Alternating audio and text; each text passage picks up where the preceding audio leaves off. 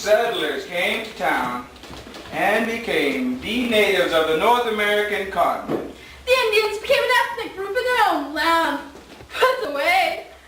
Cowboys and Indians. Chuck wagons and circles of fire in the wild, wild west. The final frontier and a hell of whites who knew and heard of natives. They stole my women and drank fire.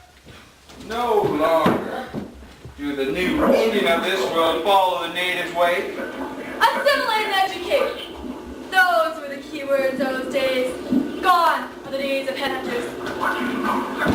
War tribes. Shaman dances. Tribal rituals. Treaties are signed.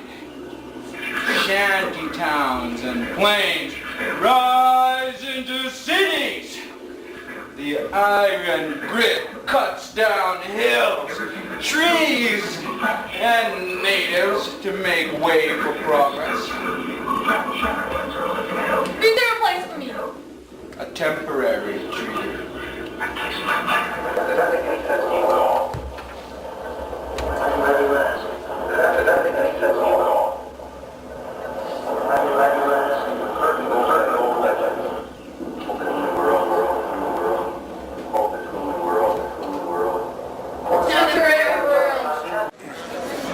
Considering the history of this country and colonialism, do you think there was a deliberate acts of genocide and eradicating the Indian and the child in this country? Why we are the way we are today? When you talk about systemic racism. Under the policy of assimilation that was put into place many years ago, there was a systemic attack on the Aboriginal people to turn the Indian, to take the Indian out of the child. And things like residential school, foster care systems, all those systems are working towards eliminating our culture, our spirituality, and who we are as a people. And that is an agreement not only with the government, but also the government and the churches at present. Do you have any advice for the general mass, the mass culture, when you talk about the literacy of mass culture, where they don't seem to get what the I Don't Know More movement is about? I would suggest that people Google I Don't Know More. If you have questions, do your research, do your due diligence. Do not just believe everything you read or see. There is a whole bigger picture happening there, and there's a whole historical trauma that has taken place in this land. And as a result, we have people living in extreme poverty, people living with high rates of suicide, people unable to function and cope with death, loss, all those different things. And then there's those of us who managed to work through that, who come from a background of not having parents or a parent in residential school, and it demonstrates itself in that my roots run deep in this land, and I know who I am, and I don't ask for forgiveness or understanding usually. I just let people know. Do you have any advice for the next generation when you talk about after we're gone, what are we going to leave for the next generation, the children that were here today, right? Well, I spoke to the elementary children that were here earlier, and I said, I'm so proud of you young people. Make sure that you put this in your long-term memory bank and understand this is history in the making. One day you will sit with your grandchildren and say, we were there, we saw this happening, and you will tell the stories that some of us tell of our ancestors who walked before us. With which, hi, may the Great Spirit be with you. Thank you so much. Your name is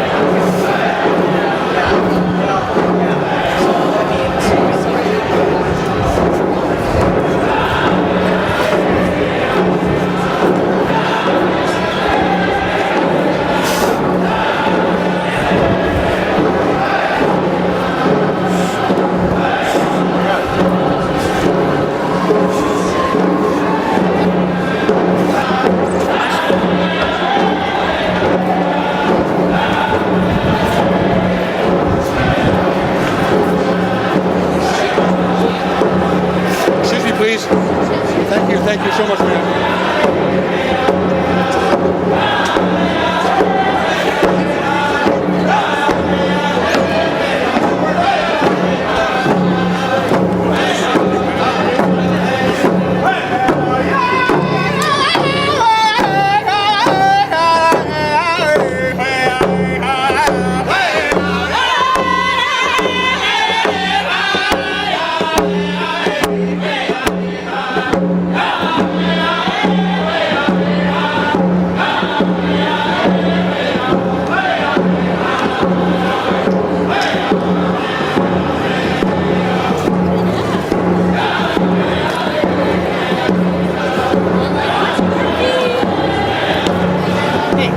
Hey, what?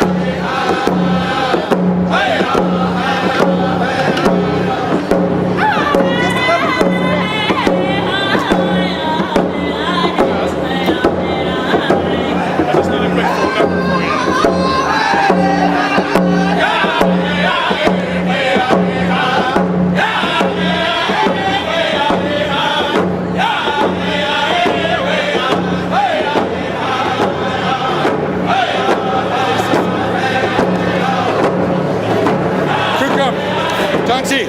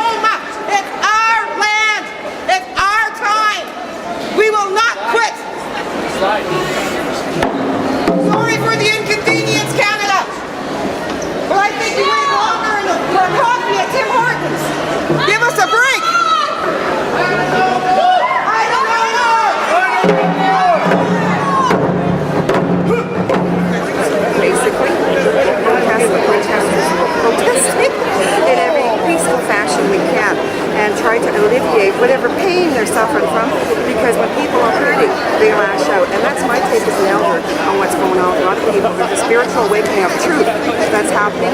And that truth is really manifesting hatred that's outside people for a long time. And this has given them permission to bring that out in the form, guys, of protesting the protest. In reality, they've protested our existence since day one. Do you think this is really creating an awareness by You know, we have so much nations with the 4 Nations of Medicine Wheel. They just create enough support system as well as opening an avenue for other people to recognize they're not alone with this government and feeling disempowered, not listened to, and not acknowledged. So people of 4 nations, the red, black, white, and yellow, as we say in the medicine wheel, all working together. That is amazingly beautiful internationally. Ezra Levant of some media says that the police are not taking enough action as far as allowing civil disobedience, roadblocks, and flash mobs like this. How do you respond to this? How do I respond to his claims? Yes. I haven't read that article myself, but my response to that is it is not civil disobedience, because really, even the laws that were created in this land should have had Aboriginal consultation right from day one under the treaties, and that didn't happen. Thank you. So are the laws legal, really? Where unless there is unless Stephen Harper listens up along the Governor General and meets with the chiefs as well as Chief Spence in Ottawa, this will continue even more so. But this is just the beginning. It's like the seed of something much larger that should have occurred a long time ago. Those treaties have been in place for many years, and the lack of acknowledgement around those treaties is profound. And the complexity of the government not acknowledging that is profound. And it's going to take a long time for it to be worked through. It needs to be worked through as a relationship, building a healthy relationship instead of the abusive relationship that's been taking place in this land. And if this is just the beginning, do you think protesters coming to protest the beginning is also just the beginning? Well, when you have people in power saying, not acknowledging, like for instance, that woman who was driving the car, the picture that went around, why wasn't she addressed in her illegal activity of crashing into a peaceful protest and just about running over people? Is that not against the law? Really? And why wasn't that addressed in the public media somewhere or by the Justice Minister? And I know he's going to bring my neck. There was some concern that she had a lot of dirt all over her windshield on the driver's side and that her driver's side windshield wiper was not working. If you look at the photograph on the front page of the Edmonton Journal, she might have been driving across that highway with a dirty window. So maybe she didn't see those protesters. Well, I would believe that, except for she was stopped further down the road and she expressed her distaste and disdain about what was taking place through an open window of her truck on the driver's side. Is there a strategy to deal with people who are coming and holding up signs? I know there's one when you guys were on the highway as well, Steve came and had a sign saying that reserves are for Canada's spoiled children, and there's a couple people here today. Continue to maintain the peace. We cannot control how people act, but we can control our reactions to it. Thank you, guys. Sorry, sir. Rich, hold on. Thank you, sir. Excuse me, sir. Thank you, sir. What do you have any comments about the What? The I Don't Know More movement? All that's happening out here. What do I think about it? I think it's good. It's about time that this should have been done like a long time ago, like 10, 15 years ago, instead of now making a change now where we should have done this decades ago, because we're looking for the next generation. And this generation, we have so many generations that are starting to learn more and more, whereas we got to get this back into the school systems, right from all the First Nations, any race, more or less, we all come through difficult times, but First Nations, this is our land. I think that this should have been done way. Do you have any advice for the general population that does not understand the I Don't Know More movement? I don't know how to say this without being negative, but they should all just go back to where they came from if they don't agree with us, because we opened our hearts for them to come into our land and take what they need to do, but that's life, right? May I take a little shot of this beautiful baby and this papoose? Oh, beautiful. Well, thank you so much. And what is your name? My name is Serena. Serena. Separate. Thank you so much, Serena. Have a good day. Thank you, ladies. That's white that they couldn't do anything.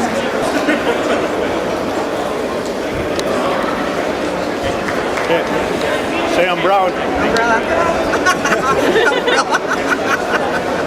I'm proud. Yeah, I'm brown. So any comments to the general population about the I Don't Know More movement? I guess the big story is the negative people that show up, but all I have to say is it brings balance to the equation. You can't have positive without negative. So. Did someone tear up a poster today? Indeed, yeah. Could you explain that to me, please? It was more of an act, more of a symbolism that there's no room for.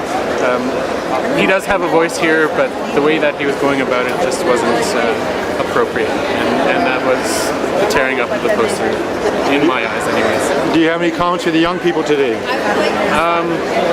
It was an amazing turnout for the young people. I saw there was a bunch of kids here off in the corner, and I really appreciate that they care enough about their own country, really. And thank you for coming out. So great to see you again. She's right over here.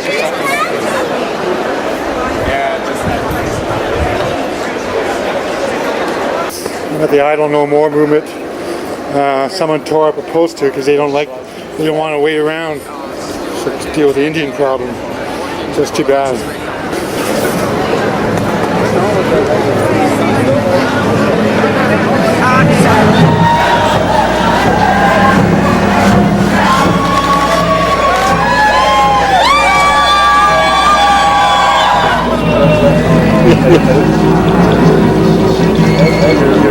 That's